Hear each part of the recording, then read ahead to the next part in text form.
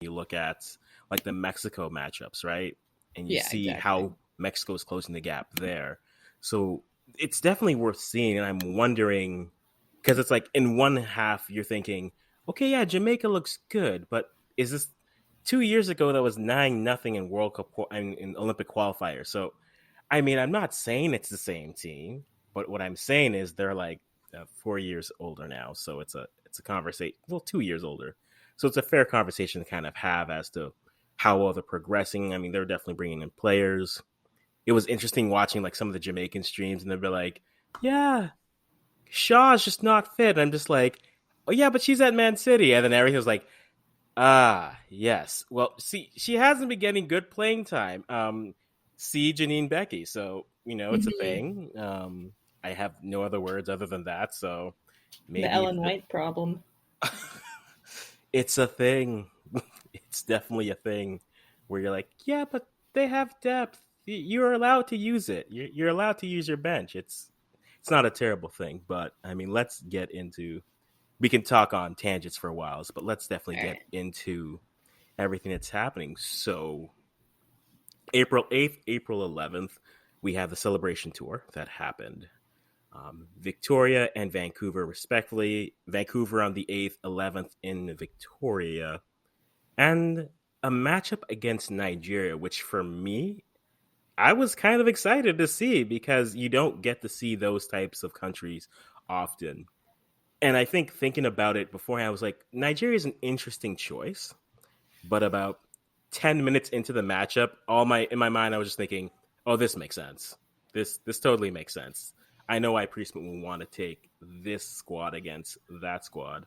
I mean, we Hmm. had the how many players will they have for the Vancouver matchup questions that we were Right. asking ourselves, which was, I mean, chaotic. It was very much chaotic. So I definitely was looking everywhere. I'm like, okay, who are my Nigerian contacts? What is this roster? Where is this?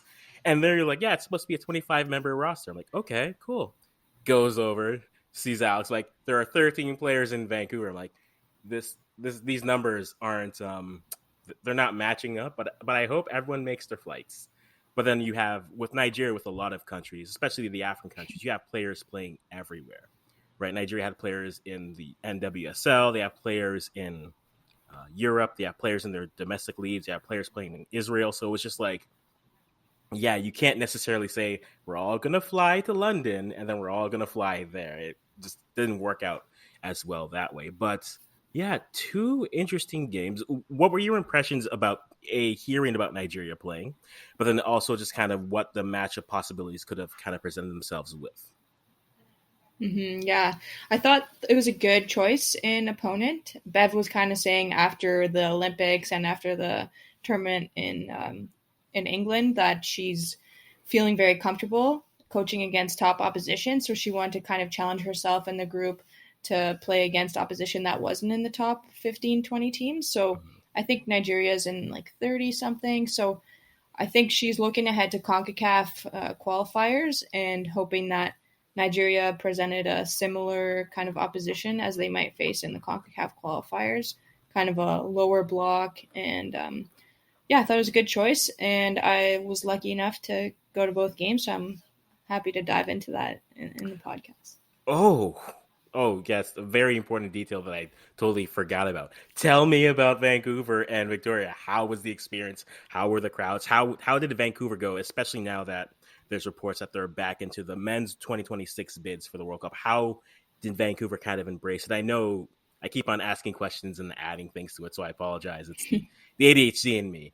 But I mean, out west is like the home to a lot of the players on the national team. But like, how was your experience out there for the two games? Yeah, it was amazing. The excitement was huge in both cities. I think for Vancouver, they outsold the even the Whitecaps games, right? So I think it's Mhm. pretty telling that there's more people rolling up to the women's games than than even the local teams. But the atmosphere was amazing. The players just looked so happy, like they looked happy to be home, and obviously it was a very celebratory mood. There was a lot of different things that they were celebrating, so it was just really good vibes, especially for that first game, and they played really well in that first game too, so Mhm. the win helped. Second game, also really cool. I've never been to the stadium in Victoria before, so it was cool to see kind of what a smaller CPL stadium looks like. I've never experienced that in Canada before, so it's yeah, it was a great atmosphere as well. Packed stands, like so many excited people, and also really great atmosphere there. So generally, like people were very excited to finally see the team. They haven't been there in a while, and the players were really excited to be there. Oh, no doubt about that. I think there was a lot of really fun things about playing in Victoria, which were intriguing to me. Haven't been there. I At some point in my life, I will do the tour of all the CPL stadiums, and it'll be fun. But like, yeah, just Starlight just seems like a fun, intimate spot. Great. Just when they were doing some of the pre-shots before the game, it was just interesting seeing like the layout, everything behind it. I looked and I was just like, yeah, this is happening next year. Definitely, we're going out to a Pacific game next year. And on a very ADHD moment, the Pacific kits, that their new kits they put out, I don't know who at Canada Soccer is listening. Make a Canadian version or inspired version of that, please. And there will be none in stock because I will buy them all. Okay, I will seriously buy them all, and I have no issues with that. But no, both looked good. I didn't get to see the Vancouver match live because I chose sleep on a Friday, but rewatched it afterwards. But yeah, as I was watching it, main thoughts about it were just, yeah, this is an interesting choice, but you definitely see why you'd want to play in Nigeria again. Defending low block, athleticism to be able to throw on onto the counter and then coming through that way. It felt like a comfortable game. There were a lot of opportunities for us to score, but in the end, Fleming and Gilles were able to get the 2 goals and come away with a 2-0 win on that day. Also celebrating Steph Labbe, who I think Steph Labbe's Twitter leading up and after the game were just moments where I was just like, it's actually done? You sure Yeah. you don't want to come back, Steph? Just like another 2 years, just really quickly, just please. I did die laughing when I saw. I was like, when you read, I forget what the tweet was, but it was essentially when you read that the temperature is like 14 degrees, but then you remember you've retired, so you're not training in the cold. I was just like, you deserve that, but no, come back, Steph. Please, just one more time. But yeah, how were the ceremonies there in Vancouver? Just with the national team, it's interesting watching it, but then also just kind of taking it in person. How was the energy for the stadium there? Just a bunch, like 20,000 people screaming at the top of their lungs anytime Labbe or Sinclair were mentioned, and especially Uh-huh. through the ceremony. You could just tell that it was Sinclair's home game. Like I saw so many Sinclair shirts, and then I also saw so many Labbe shirts because I think she brought like 100 of her family members or something. Yes. And yeah, I thought, nice touch. I thought it was interesting that Nick Bontis felt the need to put himself front and center in every single celebration shot, but that's, for another day. Realistically, yeah, I think they both deserved all the fanfare that they got. Uh-huh. And the best part was like Labbe pulled out some great saves during that game. Like there's Uh-huh. moments where like there she is, right? And so that the clean sheet that she got as well, just a nice way to go out. Yeah, Uh-huh. it was awesome.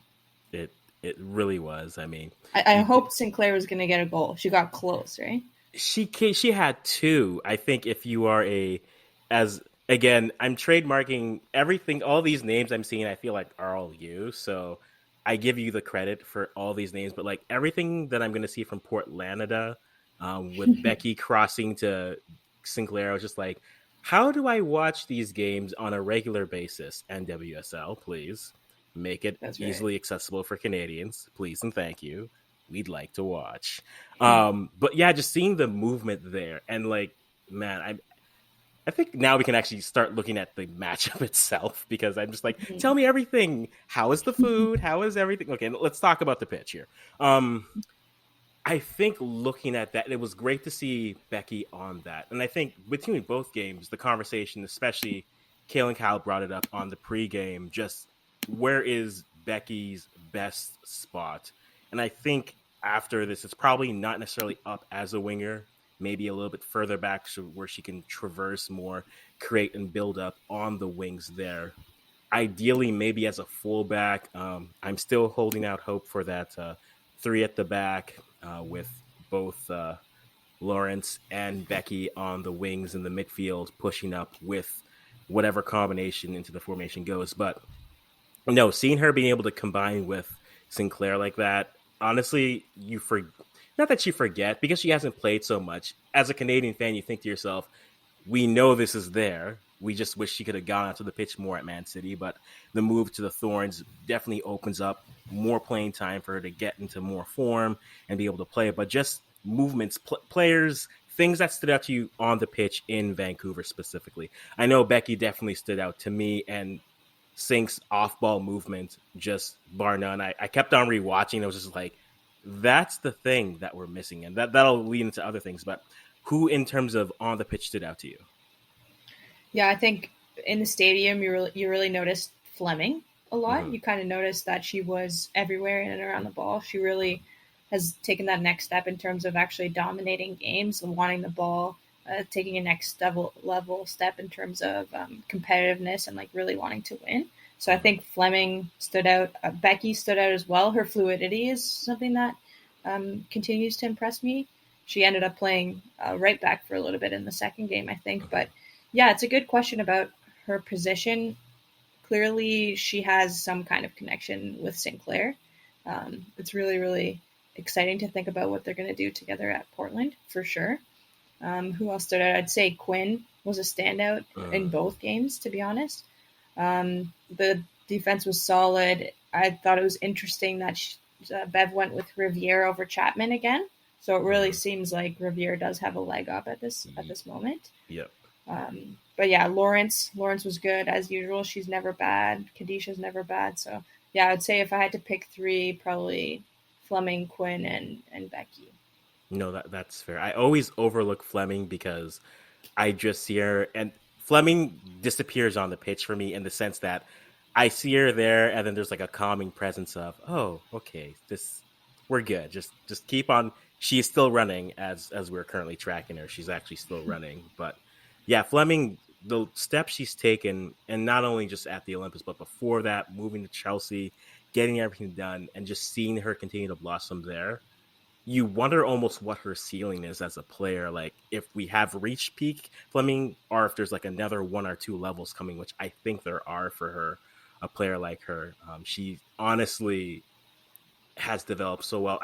The Quinn shout is actually a good one. I think they really did a good job after watching the Arnold Clark Cup, and then that's a bit more of a reminder that a lot of the players, the NWSL based ones, were out of season. So looking at like pitch count, amount of time playing, you're looking at Quinn and you think that they definitely were going to play maybe about 60 minutes before you think, yeah, it's time to get them off the pitch. But then seeing them more into game shape and whatnot, you think to yourself, okay, this was really more of a, they weren't in season, so that's definitely fine. So Quinn's definitely a good shout. I didn't mind. Desi definitely will stand out. Desiree Scott will definitely stand out in that game because of her two misses, being able to come Mm. up. But still, nice to see. I mean, we've talked about her every time we've spoken. A player where we thought it might be the end of the road, maybe at the Olympics, and then a medal just rejuvenates everything, and she's ready to go again. So, seeing how much longer she can hold up, it's a good and an interesting thing where the more you have players playing at top form, you give other maybe those young players coming up a little bit more time to develop, which then also opens the door for other players. But I mean, at the end of the day, you still want to see some players go through. But yeah, from my three were Desi because everything from the Olympics till now, she's played well, including the Arnold Clark Cup. Quinn did a good job. They were really all over the pitch. Nice calming. I know I mentioned Becky, but Fleming is just never a conversation for me anymore. I don't expect if Fleming does something that doesn't sit well on the pitch, it'll surprise me more. If the ball's at her Mhm. feet, I expect a certain standard from her, and she always delivers it there. So I don't even think twice about her. She's almost reached for me, and she's almost reached a level where I look at her and a Sinclair, and I'm not trying to put them in the Mhm. same, but the more of like the emotional feeling you have when you see them on the pitch, where you're like, oh, well, we're good. Yep, something good will Exactly. come of this, regardless. Yeah. Plus, she scored right Yes, the she opening goal. definitely scored. When she celebrated the goal, I thought I had a friend in at Brock who was on the wrestling team, and she was like 5'7", built like a rock, and like the most like the kindest face ever. And I told her the first time like we talked, I'm like, you scare me, and that is fine, and that is not a problem. But like the intensity that Fleming has, like you can see that, and I'm wondering like how long it'll take for that to really become the, not necessarily that the team doesn't have that identity, but like as she continues to grow as a leader, how that will permeate in the locker room with the players there, because it's there. You can see how she's moving, you can see how she's communicating, the cues, the communications on the pitch.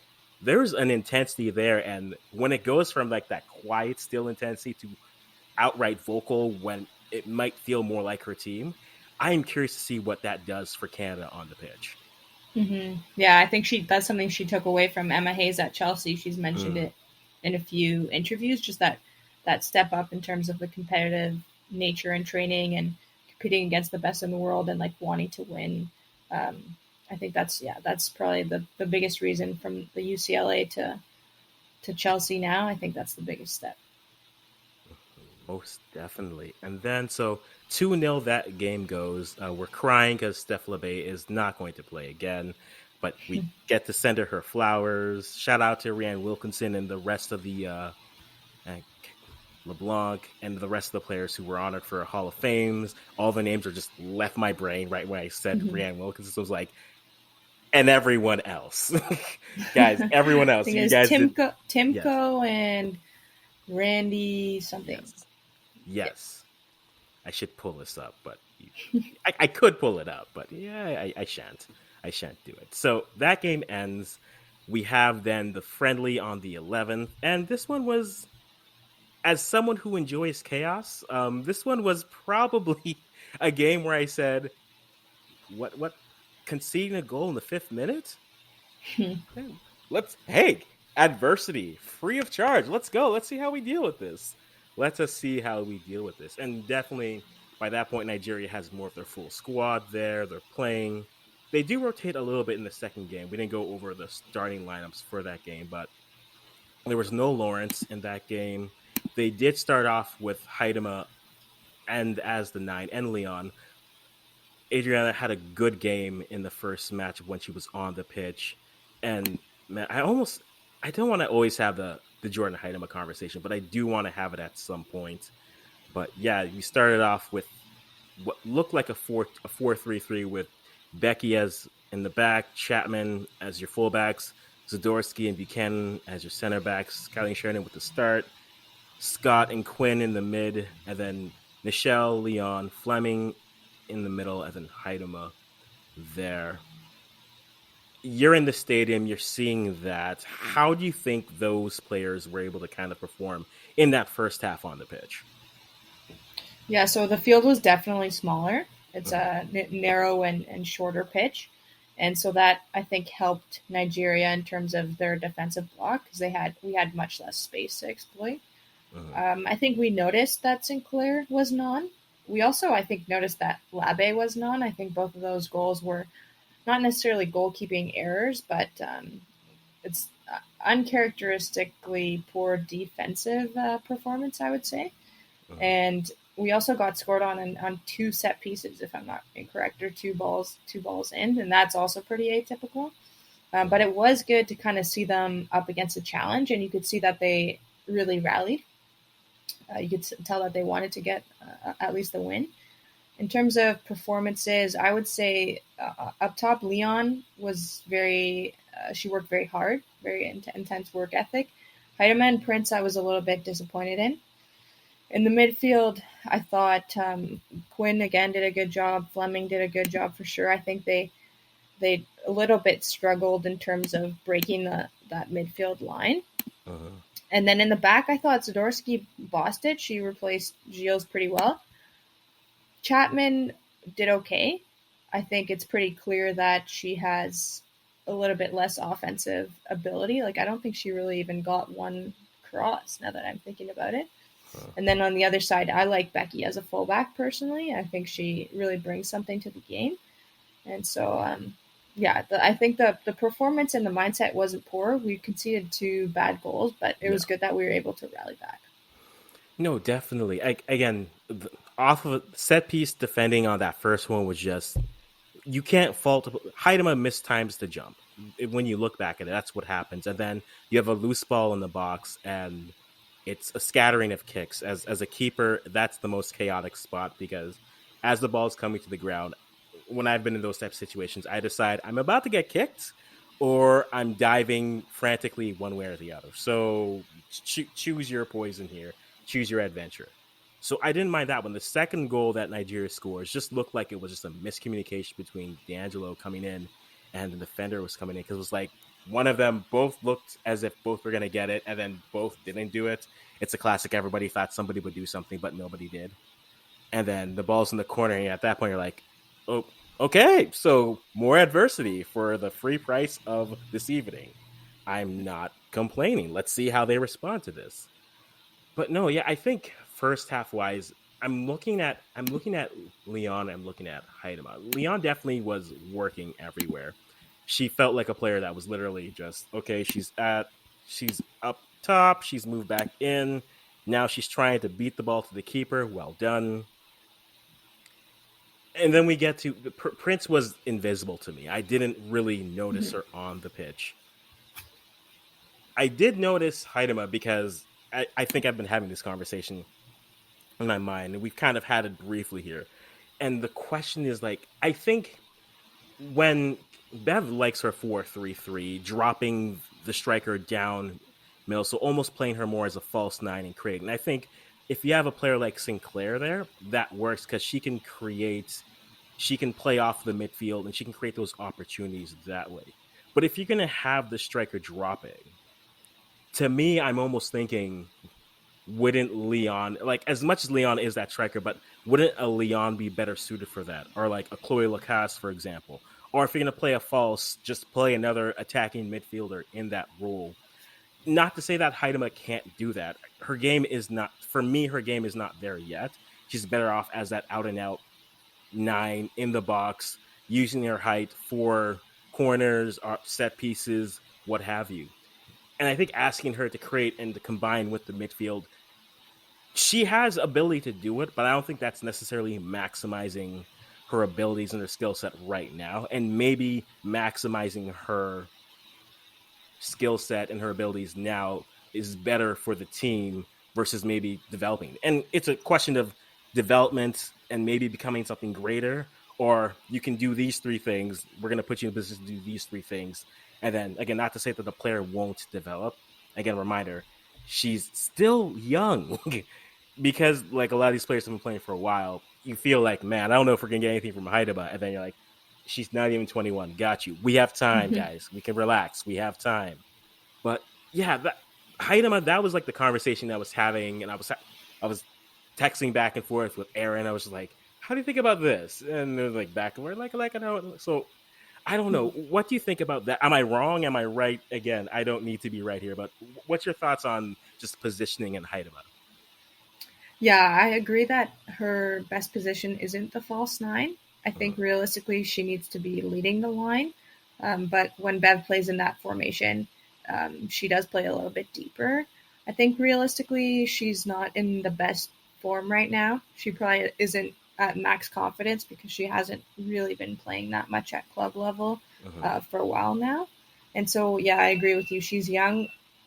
We still haven't found her best position on this team, I don't think, and she still hasn't developed the ability to really dominate a game. Like you don't notice that Haidam is on in the same way as when you notice when Sinclair is on. Mhm. Even the off ball movement is probably the biggest difference as Yes. well. But to be fair to Jordan, though, like she did pick up an assist on Zadorski's goal, and so even when she's not playing the most dominant game or not in the best form, she still manages to kind of squeak in some assists or goals, right? I think she has one goal, two assists on the year so far in like Yeah. 4 or 5 games. So she's still kind of racking up some of the stats. And yeah, I think as long as Sinclair's still in that role, she's Jordan's gonna have more time. She Mhm. has time still. She does definitely, and I know like I did it. I have a thing where I like to watch games with just the sound of the crowd. So like I didn't do commentary at all. I just like that experience more. I don't want to be influenced one way or the other. So I'm just like, okay, what's How did happening? the crowd sound? The crowd sounded all right. Like I think comparing the crowd in Vancouver versus Victoria, you definitely felt they were intimate in two different ways, right? In Victoria, it felt intimate because it felt like everyone was in a building. So like that echoing aspect. It felt closed in Victoria because again, the pitch is smaller, the crowds are literally right there, they're on top of everything. So you definitely could feel it when things were happening. There were some lulls in it, but I mean that can kind of happen when you're playing a team that is just defending and just doing their best to take the air out of a game, which is fine. But when they came alive, it was like, okay, they're here. They're here. One sync came on, you heard the roar, it was just like, okay, they're here. We're good. We're good. And then one sync scores, then it's okay. You hear the five Voyagers who are trying to make sounds in the corner. It's like, well done, guys. I know it's just the five of you, but you tried. You tried. You Well did done. your best. Well, the fun Exactly. thing about the Nigeria game was the drums. The Nigerian fans brought drums, and so that really Yeah. added something to it. No, it is.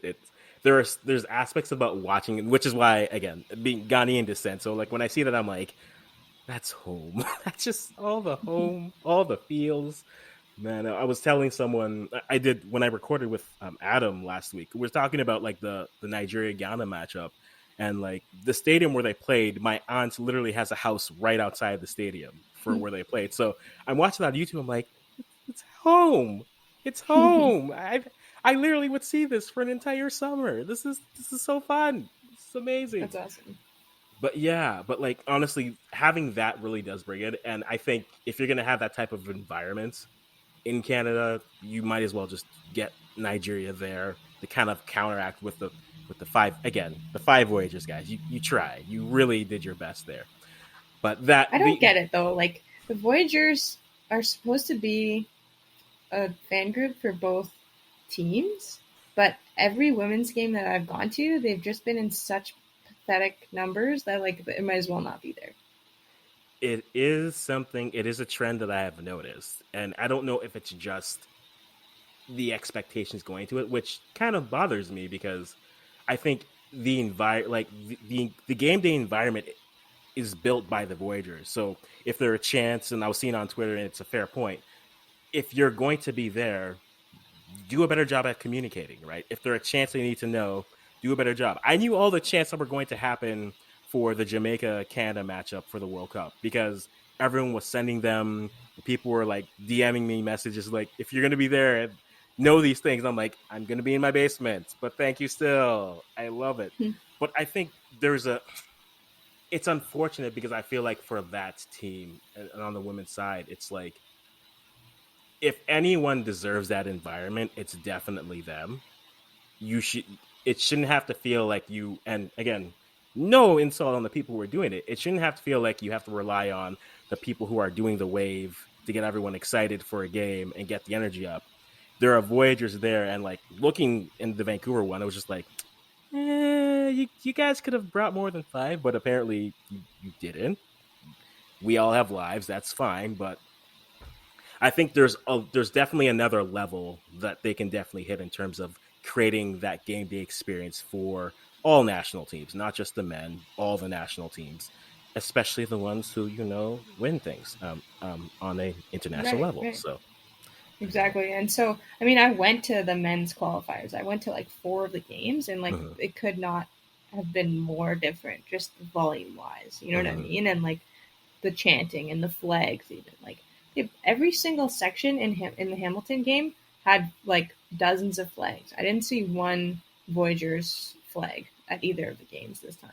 I saw scarves, and they don't count as Nice. flags, but I saw scarves. No, it was definitely a thing where I was just like, man, it would take it to a whole new level, but it's unfortunately another thing that we have to put under the category of, oh, it's something we have to be better at, guys. So let's be better at it. Under the same conversation of, we just have to have a league for the women's guys. We just have to be better at it, and just Mm-hmm. everything else that kind of falls into that.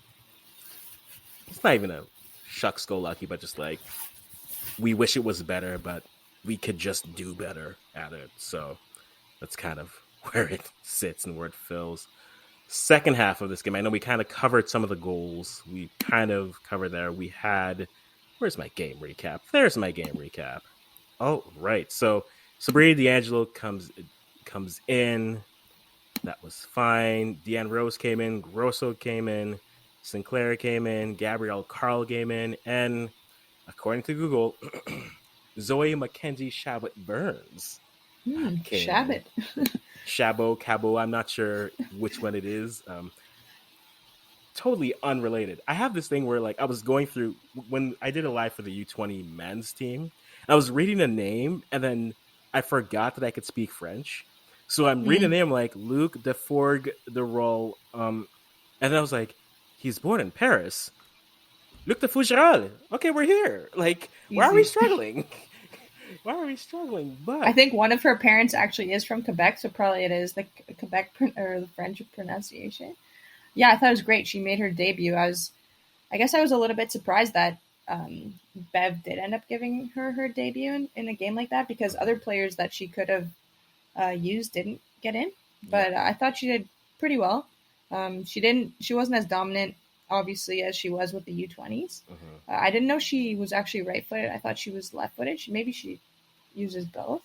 Mm-hmm. But she, yeah, I thought she did pretty well. She ended up switching to the right side when Carl came in, so Yeah. that shows her versatility as well. The substitutions, Sinclair made a huge difference. Yes. I think everyone can acknowledge that, starting with the goal, but also just the off ball movement, like I said. Grosso, I'm kind of still a little bit unimpressed with. I don't know if she really has found that next level yet. She's on her way there, but like I said, a little bit disappointing. But I did like seeing Quinn move to defensive midfield, which I think is where we'll see them once Scott retires. So that was good to see them play there. And then the other substitution was, I mean, D'Angelo did let that goal in, and Rose, I can't say I noticed her too much after she came in. No, definitely. I mean, the D'Angelo goal, I mean, once she came in, she had the first initial save, which was like 2 minutes into the second half. And I was just like, and welcome to the game.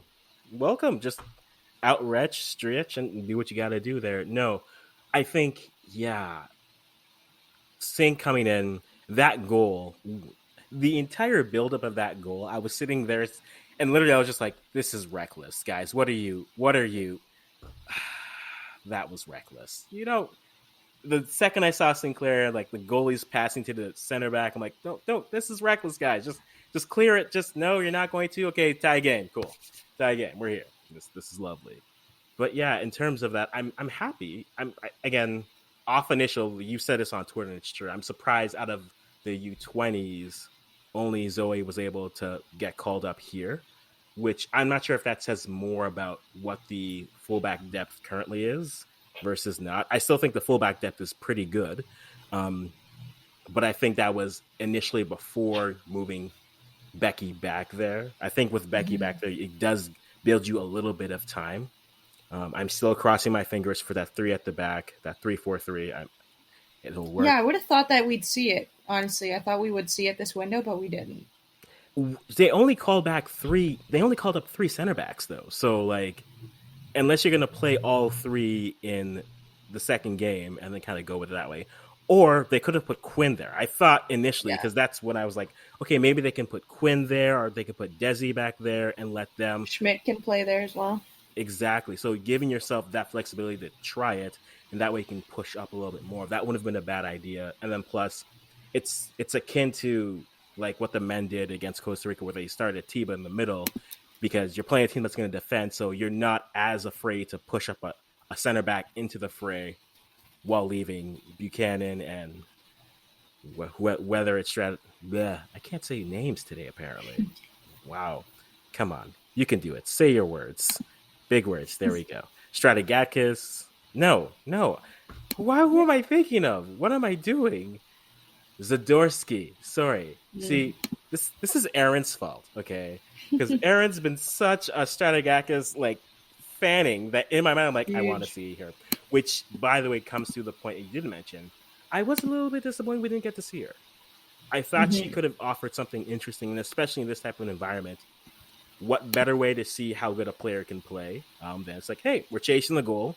You have to be a little bit creative. Let's see you try to be a little risky, get some passes together, break down these lines, see what we can develop. But I mean, of all the subs, all six subs, they weren't. I have no complaints. Just wish there were six other, maybe a couple other players that could have gone in. But no, Yeah, that even Pickett didn't get a look. yeah, Aladu didn't get a look. So we really only used four midfielders. We used Scott, Fleming, Quinn, and Grosso. Those are the only midfielders we saw, right? which yeah, and again, and this is not a thing against Grosso. I think I would have liked to see someone else, right? Because in my mind, I'm like, if this is, I know what I have. Can I do better, or is there something different here? I would have liked to have seen that, especially, but we weren't able to see it, which kind of does tip the hand for probably the four main midfielders are Scott, Quinn, Fleming, and Grosso, which isn't a bad four.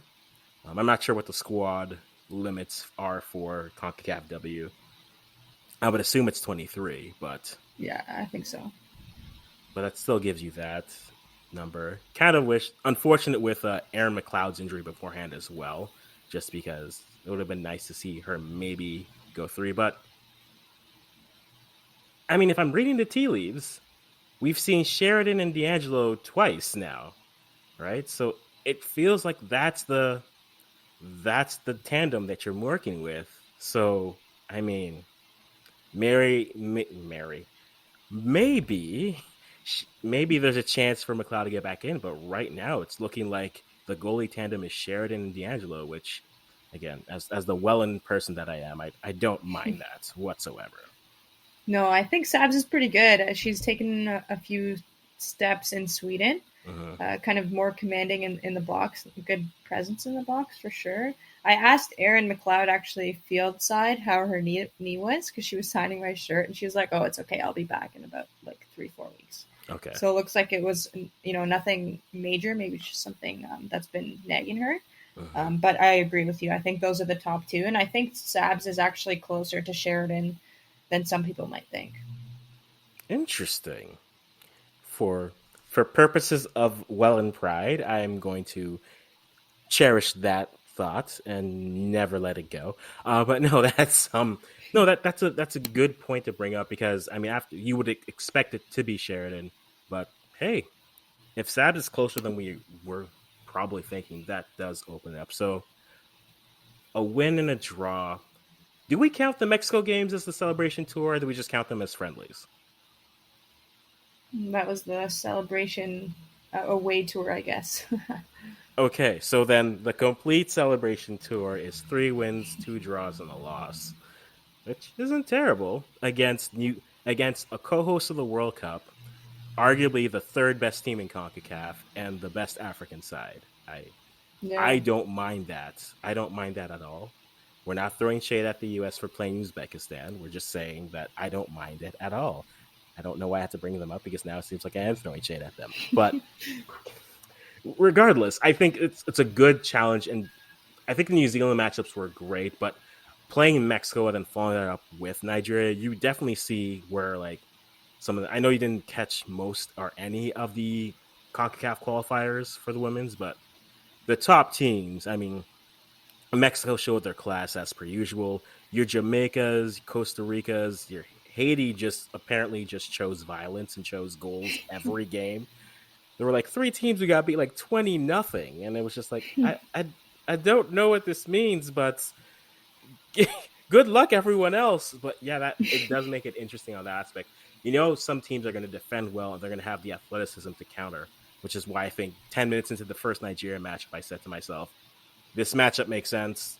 I will not doubt you, Bev. I will not.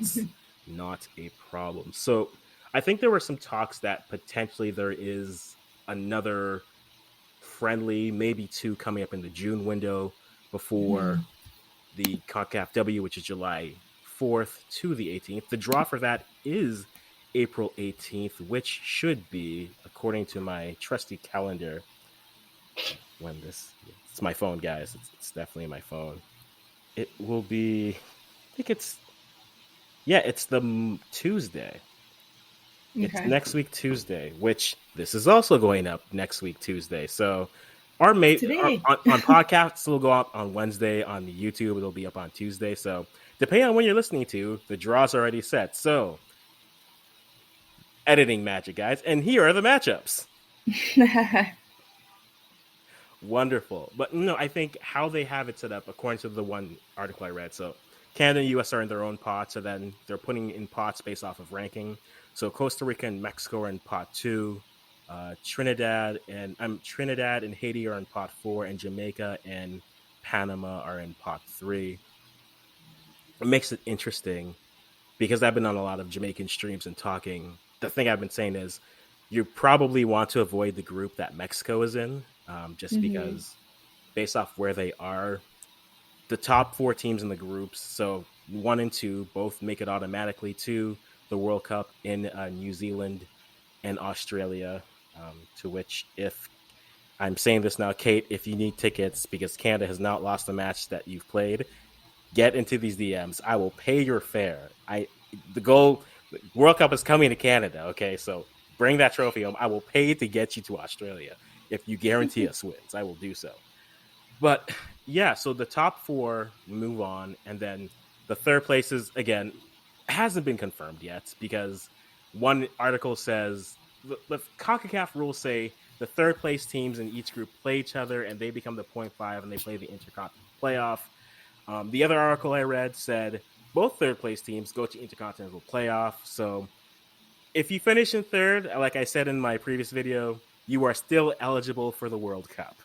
So that's good to know.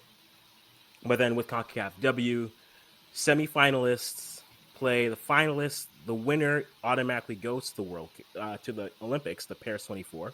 Second place plays the winner of the third place The third matchup place. in an aggregate home and away setup. CONCACAF will set that up. So if you're Canada, you definitely just want to, follow up the gold medal by the CONCACAF trophy because, champions breed champions, and that would be great. And so we don't have to play the third place team if we make it there. But that looks interesting and exciting to kind of see how it is.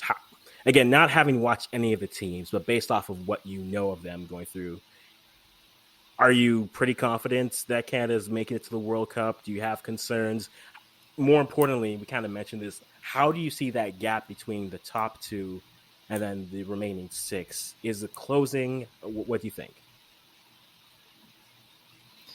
Yeah, I think the gap is closing for sure. I think the region is kind of getting closer together slowly but surely. I think the biggest increase has been through Mexico. We recently saw that when we lost to them in December.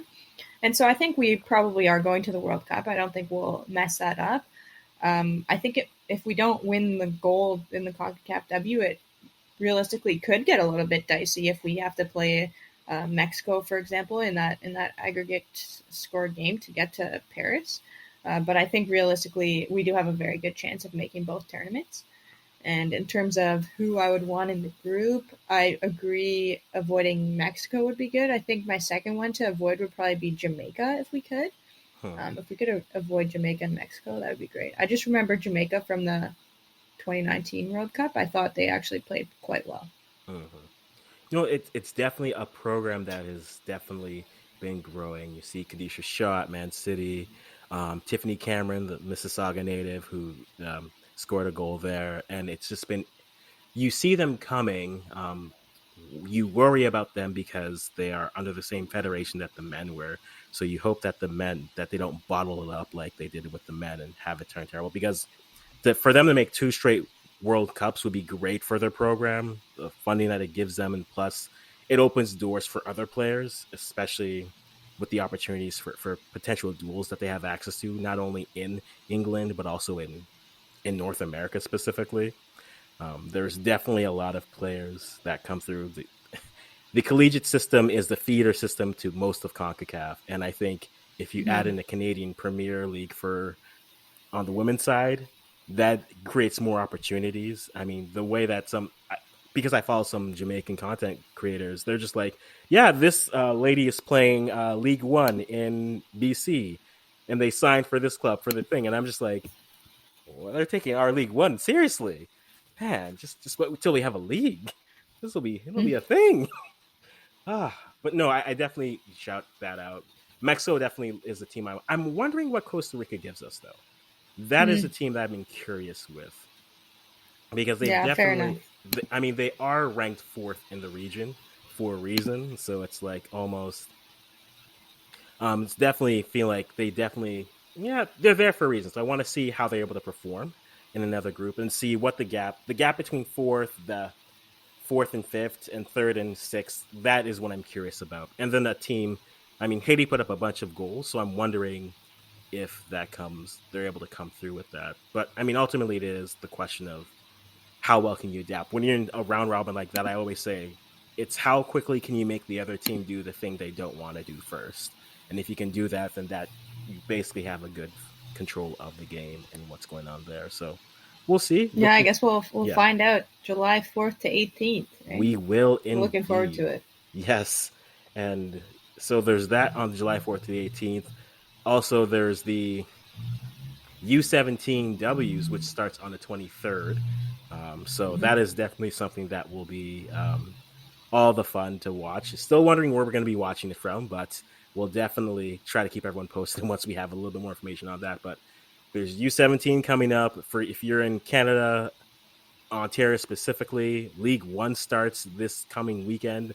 So, guys, make Hmm. sure if you have a League One team, if you aren't already supporting a CPL team, if you aren't already supporting an MLS team, there are a lot of good League One teams which are starting. I know St. Catharines Roman near me. I will be attending their games and definitely supporting them because it's great to have something that can support. And with the things coming up, there's a video I'm working on of what I think some of the developments in League One might mean. I've already talked to AC about a lot of them before, but just want to kind of put that in and see what everyone thinks about it. But no, this has been a fun, quick recap on the women's team there, AC from W Soccer. I will still call it Whoa Soccer because for the first 2 months I saw it, I thought it said Whoa. So it's like, yeah, Whoa Still like it. Soccer. Love it. So definitely I'll leave her information in the description and whatnot. But guys, thank you for spending a little bit of time for us and giving us that time to discuss the national team. All national teams need to be covered because we can't grow the sport if we don't cover all the aspects of it. So let's make sure that we're paying attention to what's happening on both the men and the women's side. There is a reality that if the women get to the World Cup, we could be watching Canada in 2 World Cups in about an 8 month time frame, which is insane because the World Cup is in December and then the other one's in there. So I will be visiting my sister in Australia next summer for reasons. Nice. So I will definitely find myself there. But yeah, guys, thank you for spending some time with us. Really do appreciate it. And make sure you give AC a follow on her content as well. She does a lot of great stuff. She has informed me so much on women's soccer, and I will continue to learn from her. When I grow up, I want to be like her. So, guys, thanks so much, Thanks for and we'll having talk me. later. Not a problem, AC. All right, bye bye for now.